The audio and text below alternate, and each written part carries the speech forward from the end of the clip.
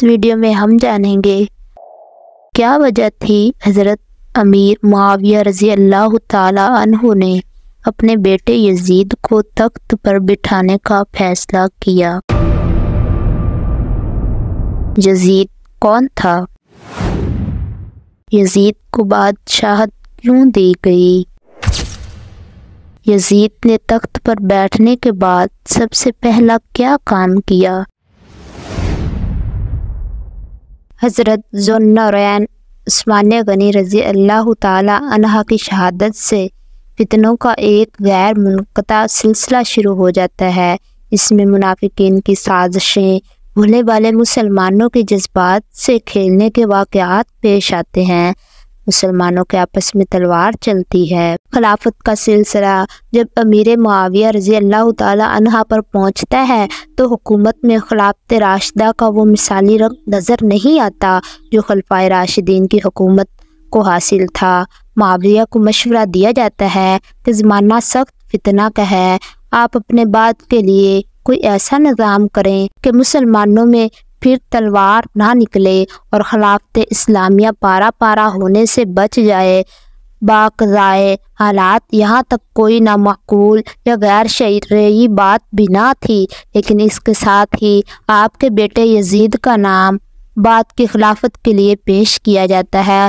کوفہ سے 40 مسلمان آتے ہیں یا پھر بھیجے جاتے ہیں، معاویہ سے اس کی درخواست کریں کہ آپ کے بعد آپ کے بیٹے یزید سے کوئی قابل اور ملکی سلطنت کا واحد نظر نہیں آتا، اس کے لیے بیعت خلافت دی جائے۔ حضرت معاویہ کو شروع میں کچھ محسوس ہوتا ہے، پھر اپنے مخلصین سے مشورہ کرتے ہیں، ان میں اختلاف ہوتا ہے، کوئی موافقت میں رائے دیتا ہے، کوئی مخالفت میں۔ یزید کا فسق و فجور اس وقت تک کھلا نہیں تھا، بالآخر بیعت یزید کا قصد کر لیا جاتا ہے۔ اسلام پر بیعت یزید شام و عراق میں معلوم نہیں کس طرح لوگوں نے یزید کے لیے بیعت کا چرچا کیا اور یہ شہرت دی گئی کہ شام و عراق، کوفہ، بصرہ یزید کی بیعت پر متفق ہو گئے ہیں، اب حجاز کی طرف رخ کیا جائے۔ حضرت معاویہ رضی اللہ تعالی عنہ کی طرف سے امیر مکہ و مدینہ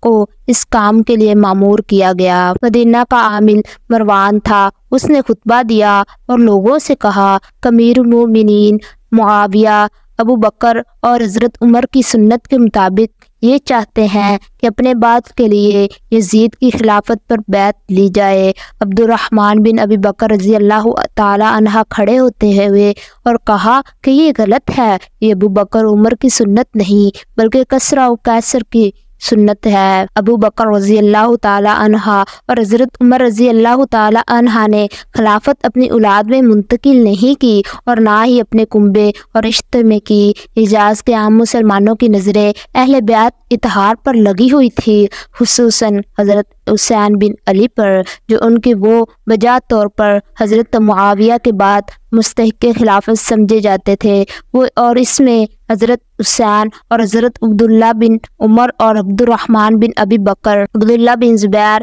عبداللہ ابن عباس کی رائے کے منتظر تھے کہ وہ کیا کرتے ہیں۔ ان حضرات کے سامنے اول تو کتاب و سنت کا یہ اصول تھا کہ خلافت عثمانیہ خلافت نبوت ہے اور اس میں وراثت کا کچھ کام نہیں کہ باپ کے بعد بیٹا خلیفہ ہو، بلکہ ضروری ہے کہ آزادانہ انتخاب سے خلیفہ کا تقرر کیا جائے۔ دوسری، ان کی نگاہ میں یزید کے ذاتی حالات بھی اس کی اجازت نہیں دیتے تھے، اس کو تمام ممالک اسلامیہ کا خلیفہ مان لیا جائے۔ ان حضرات نے اس تجویز کی مخالفت کی اور ان میں سے اکثر آخر دم تک مخالفت پر ہی رہے۔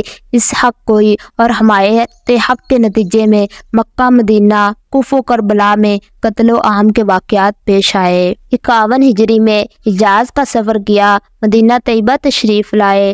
ان سب حضرات نے نرم و گرم گفتگو کی، سب نے کھلے طور پر مخالفت کی۔ حضرت امیر معاویہ حضرت عائشہ رضی اللہ تعالی عنہا سے شکایت کی اور ان کی نصیحت کے پاس تشریف لے گئے اور ان سے شکایت کی کہ یہ حضرات میری مخالفت کرتے ہیں۔ امیر المومنین نے ان کی نصیحت کی کہ میں نے سنا ہے کہ آپ ان پر جبر کرتے ہیں اور قتل کی دھمکی دیتے ہیں، آپ کو ہرگز ایسا نہ کرنا چاہیے۔ حضرت امیر معاویہ نے فرمایا کہ یہ غلط ہے۔ وہ حضرات میرے نزدیک واجب الاحترام ہے، میں ایسا نہیں کر سکتا، لیکن بات یہ ہے کہ شام و عراق اور عام اسلامی شہروں کے باشندے یزید کی بیعت پر متفق ہو چکے ہیں، بیعت خلافت مکمل ہو چکی ہے، اب یہ چند ہزارات مخالفت کر رہے ہیں۔ اب آپ ہی بتلائیے کہ مسلمانوں کا کلمہ ایک شخص پر متفق ہو چکا ہے اور ایک بیعت مکمل ہو چکی ہے، کیا میں اس بیعت کو مکمل ہونے کے بعد توڑ دوں؟ مومنین نے فرمایا، یہ تو آپ کی رائے ہے، آپ جانیں، لیکن میں یہ کہتی ہوں کہ ان حضرات پر تشدد نہ کیجیے، احترام رفق کے ساتھ ان سے گفتگو کیجیے۔ حضرت امام معاویہ نے ان سے وعدہ کیا کہ میں ایسا ہی کروں گا۔ حضرت حسین رضی اللہ تعالی عنہ کے زمانے میں یہ محسوس کرتے تھے کہ ہمیں مجبور کیا جائے گا، اس لیے ماں اہل و عیال مکہ مکرمہ پہنچ گئے۔ عبداللہ بن عمر اور عبدالرحمن بن ابی بکر حج کے لیے مکہ تشریف لے گئے۔ مدینہ کے بعد حضرت معاویہ حج کے لیے مکہ مکرمہ تشریف لائے۔ یہاں اول حضرت عبداللہ بن عمر کو بلایا اور فرمایا، اے ابن عمر، تم مجھ سے کہا کرتے تھے کہ مجھے ایک رات ایسی گزارنا پسند نہیں جس میں میرا کوئی امیر نہ ہو۔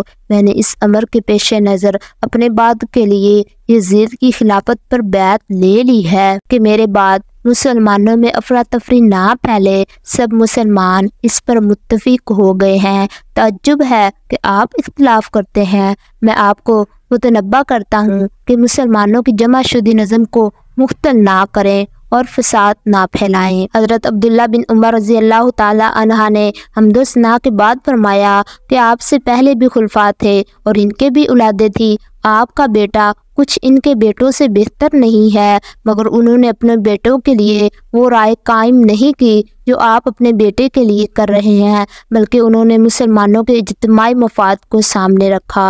آپ مجھے تفریق ملت سے ڈراتے ہیں، سو آپ یاد رکھیں کہ میں تفرقہ بین المسلمین کا سبب ہرگز نہ بنوں گا۔ میں مسلمانوں کا ایک فرد ہوں، اگر سب مسلمان کسی راہ پر پڑ گئے تو میں بھی ان میں شامل رہوں گا۔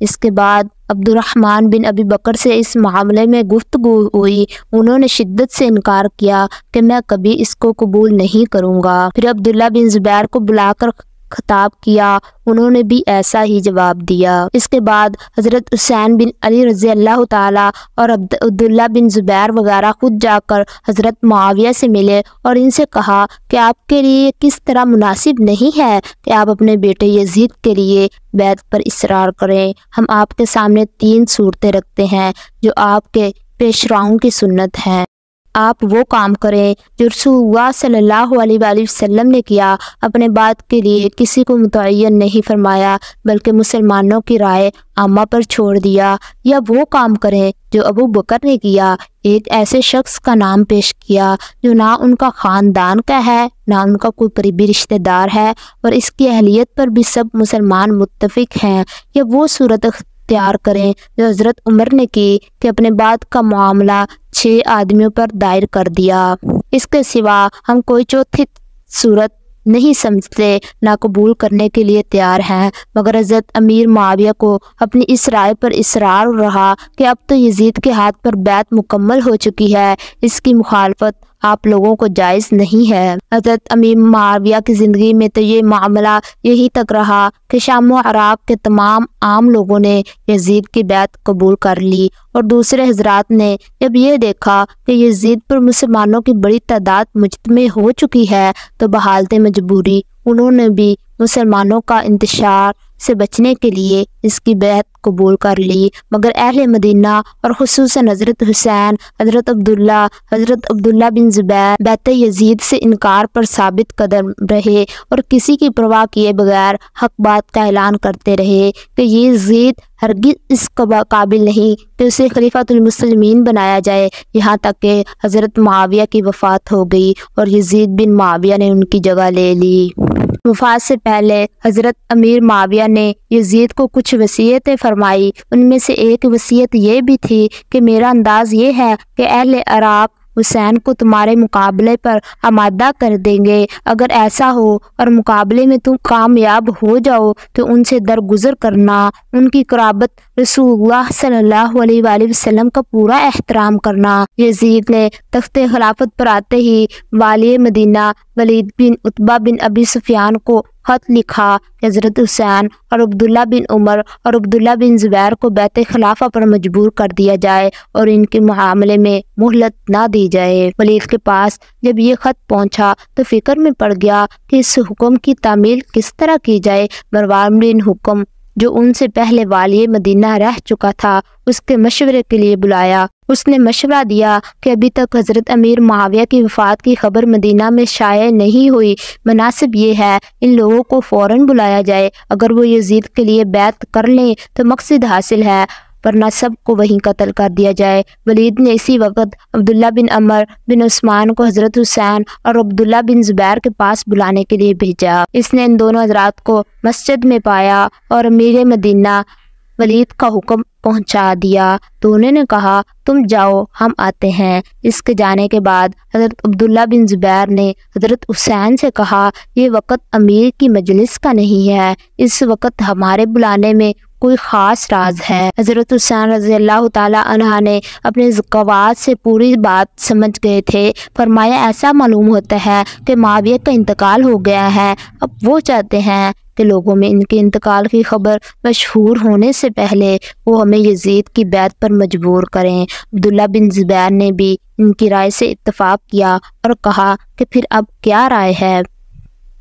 حضرت حسین نے فرمایا کہ میں جا کر اپنے نوجوانوں کو جمع کر لیتا ہوں اور پھر ان کو ساتھ لے کر ولید کے پاس پہنچتا ہوں۔ میں اندر جاؤں گا اور نوجوانوں کو دروازے پر چھوڑ جاؤں گا، اگر کوئی ضرورت پڑے تو میں ان کی مدد حاصل کر لوں گا۔ اسی کردہ عادات کے مطابق حضرت حسین ولید کے پاس پہنچے، وہاں مروان بھی موجود تھا۔ حضرت حسین رضی اللہ تعالی عنہ نے سلام کے بعد اول تو ولید اور مروان کو نصیحت کی تم دونوں میں تو پہلے کشیدگی تھی، اب میں آپ دونوں کو مجتمع دیکھ کر خوش ہوا اور دعا کی کہ اے اللہ تعالیٰ آپ دونوں کے لیے تعلقات خوشگوار رہے۔ کے بعد ولید نے یزید کا خط حضرت حسین کے سامنے رکھ دیا جس میں حضرت امیر معاویہ کی وفات کی خبر اور اپنی بیعت کا تقاضا تھا۔ حضرت حسین نے معاویہ کے وفات پر اظہار غم و افسوس کیا اور بیعت کے متعلق یہ فرمایا میرے جیسے آدمی کے لیے یہ مناسب نہیں کہ خلوت میں کشیدہ طور پر بیعت کر لوں، مناسب یہ ہے کہ آپ سب کو جمع کریں اور بیعت خلافت کا معاملہ سب کے سامنے رکھیں۔ اس وقت میں حاضر ہوں گا، جو کچھ ہوگا سب کے سامنے ہو جائے گا۔ ولید ایک عافیت پسند انسان تھا، اس بات کو قبول کر کے حضرت حسین کو واپسی کی اجازت دے دی، مگر مروان نے ان کے سامنے ہی کہا اگر حسین اس وقت تمہارے ہاتھ سے نکل گیا تو پھر کبھی تمہیں ان پر قدرت نہ ہوگی۔ میرا خیال ہے کہ آپ ان کو روک لیں اور جب تک بیعت نہ کریں جانے نہ دیں ورنہ قتل کر دیں۔ حضرت حسین نے مروان کو سخت جواب دیا کہ تو کون ہوتا ہے جو ہمیں قتل کرائے، اور یہ فرما کر وہاں سے نکل آئے۔ مروان نے ولید کو ملامت کی تو نے موقع ضائع کر دیا۔ ولید نے کہا کہ خدا کی قسم مجھے ساری دنیا کی سلطنت اور دولت بھی اگر اس کے بدلے میں ملے کہ میں حسین رضی اللہ تعالی عنہ کو قتل کر دوں تو میں اس کے لیے تیار نہیں۔ قیامت کے روز حسین کے خون کا مطالبہ جس کی گردن پر ہو وہ نجات نہیں پا سکتا۔ حضرت عبداللہ بن زبیر اپنے بھائی جعفر کو ساتھ لے کر راتوں رات مدینہ سے نکل گئے۔ جب وہ تلاش کرنے پر ہاتھ نہ آئے تو حضرت امام حسین رضی اللہ تعالی عنہ کا تعاقب کیا۔ حضرت حسین نے بھی یہی صورت اختیار کی کہ اپنی اولاد اور متعلقین کو لے کر مدینہ سے نکل گئے اور دونوں مکہ مکرمہ پہنچ کر پناہ گزین ہو گئے۔ یزید کو جب اس واقعے کی اطلاع ملی تو ولید بن عتبہ کو سستی پر معزول کر دیا اور ان کی جگہ عمر بن سعید کو امیر مدینہ بنایا اور ان کے سپاہیوں کا کماندار حضرت عبداللہ بن زبیر کے بھائی عمر کو بنایا، کیونکہ اس کو معلوم تھا کہ ان دونوں بھائیوں میں شدید اختلاف ہے۔ عمر بن زبیر عبداللہ بن زبیر کو گرفتاری میں کوتاہی نہیں کرے گا۔ عمر بن زبیر نے پہلے تو روسائے مدینہ میں جو لوگ حضرت عبداللہ بن زبیر کے حامی تھے ان سب کو بلا کر سخت تشدد کیا اور مار پیٹ کے ذریعے ان پر رعب جمایا۔ اس کے بعد بمشورہ عمر بن سعید 2000 جوانوں کو لشکر لے کر حضرت حسین اور عبداللہ بن زبیر کی گرفتاری کے لیے مکہ مکرمہ روانہ ہوا۔ ابو شریک خزائی نے عمر بن سعید کو اس حرکت سے روکا کہ مکہ مکرمہ میں قتل و قتال جائز نہیں، جو لوگ حرم مکہ میں پناہ گزین ہیں ان کو گرفتاری کے لیے بھیجنا خدا تعالیٰ کی حدود کو توڑنا ہے، مگر عمر بن سعید نے ان کی بات نہ مانی اور مکہ سے باہر قیام کر کے اپنے بھائی عبداللہ بن زبیر کے پاس آدمی بھیجے کہ مجھے یزید کا یہ حکم ہے کہ تمہیں گرفتار کروں، میں مناسب نہیں سمجھتا کہ مکہ مکرمہ کے اندر قتال ہو، اس لیے تم خود کو میرے حوالے کر دو۔ عبداللہ بن زبیر نے اپنے چند نوجوانوں کو اس کے مقابلے کے لیے بھیج دیا، جنہوں نے اس کو شکست دے دی۔ عمر بن زبیر نے ابن علقمہ کے گھر میں پناہ لی۔ دوسری طرف جب حضرت حسین مدینہ سے نکلے تو راستے میں عبداللہ بن متی سے ملے، دریافت کیا آپ کہاں جاتے ہیں؟ فرمایا اس وقت تو مکہ مکرمہ کا قصد ہے، اس کے بعد میں استخارہ کروں گا کہ کہاں جاؤں۔ عبداللہ بن متی نے کہا میں ایک خیر خواہ مشورہ دیتا ہوں کہ آپ مکہ میں ہی رہیں، خدا کے لیے آپ کوفہ کا رخ نہ کریں، وہ بڑا منحوس شہر ہے، اس میں آپ کے والد ماجد کو قتل کیا گیا اور آپ کے بھائی کو بے یار و مددگار چھوڑ دیا۔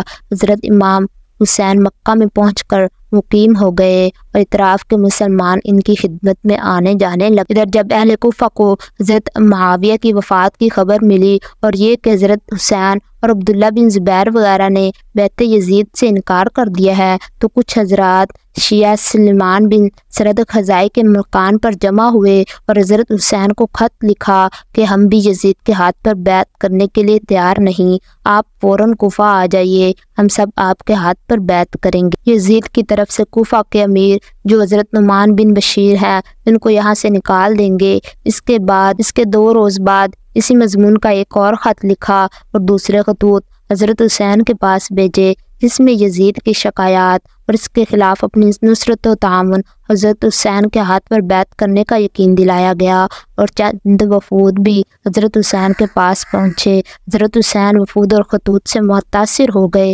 مگر حکمت اور دانش مندی سے یہ کیا کہ بجائے خود جانے کے اپنے چچا زاد بھائی مسلم بن عقیل کو کوفہ روانہ کیا اور ان کے ہاتھ یہ خط لکھ کے بھیج دیا کہ بات سلام سنون، مجھے آپ لوگوں کے خط ملے اور حالات کا اندازہ ہوا، میں اپنے متعمد چچا زاد بھائی مسلم بن عقیل کو تمہارے پاس بھیجتا ہوں تاکہ وہ حالات کا جائزہ لے کر مجھے خط لکھے۔